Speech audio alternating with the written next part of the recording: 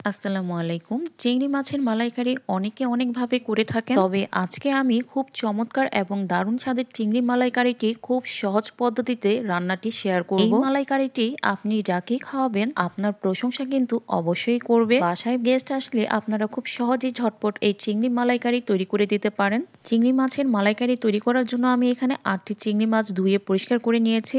আর আমি চিংড়ির পা আর মাথাটা আগে থেকেই ফেলে দিয়েছি।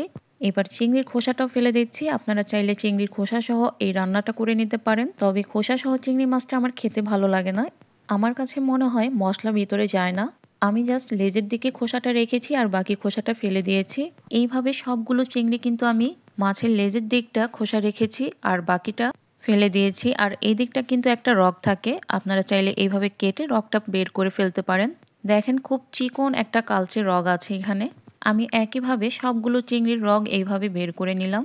অনেকেই আছেন যারা এই রগটা ফেলে দেয় না, তবে আপনারা চাইলে এই রগটা ফেলে দিতে পারেন এভাবে কেটে। এবার মাছটাকে সামান্য একটু লবণ আর হলুদ দিয়ে মাখিয়ে নিব।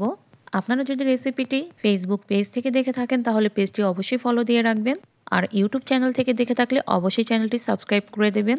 আর এখানে নিয়েছি মেজারমেন্ট কাপের 1.5 কাপ নারকেলের দুধ। আমি কোরানো নারকেলটাকে গরম পানি দিয়ে ব্লেন্ড করে ছাঁকনি দিয়ে ছেঁকে এই দুধটা বের করে নিয়েছি। আপনারা চাইলে কেনা কোকোনাট মিল্কটাও ইউজ করতে পারেন।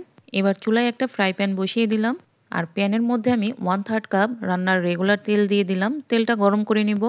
তেলটা গরম হয়ে গেলেই ম্যারিনেট করা চিংড়ি মাছগুলো একটা একটা করে সবগুলো মাছ দিয়ে দিব। মাছগুলোকে খুব বেশি লাল করে ভাজার কোনো দরকার নেই, হালকা একটু ভেজে নিলেই হবে। এতে করে সুন্দর একটা চিংড়ির ফ্লেভার বের হবে। চিংড়ি মাছটা আমি 1 মিনিট একটা পাশ ভেজে নিয়েছি। এবার উল্টিয়ে অপর পাশটাকেও ভেজে নিব। আমি প্রায় 3 মিনিটের মতো চিংড়ি মাছগুলোকে ভেজে নিয়েছি।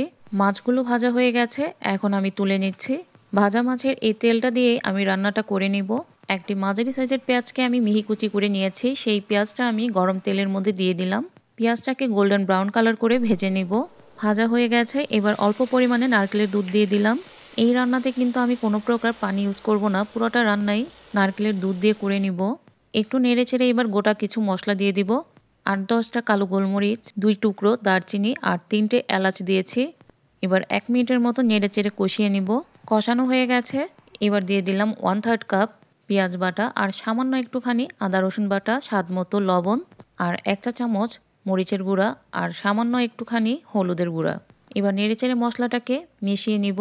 সবগুলো মশলা আমি আরও 1 থেকে 1.5 মিনিটের মতো কষিয়ে নিয়েছি। কষাতে কষাতে একটা সময় দেখেন তেল ছেড়ে দিয়েছে।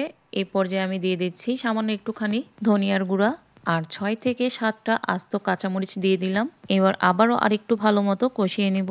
কষানো হয়ে গেছে, এবার বাকি নারকেলের দুধটুকু দিয়ে দিলাম। এখানে আমি 1.5 কাপ নারকেলের দুধ দিয়েছি।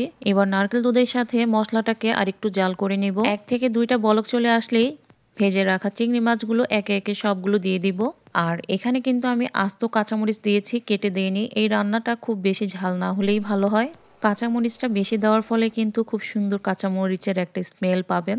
মাছগুলো দেওয়া হয়ে গেছে, এখন ঢাকনা দিয়ে ঢেকে চুলার আঁচটা কমিয়ে কিছুক্ষণ বসিয়ে রাখবো।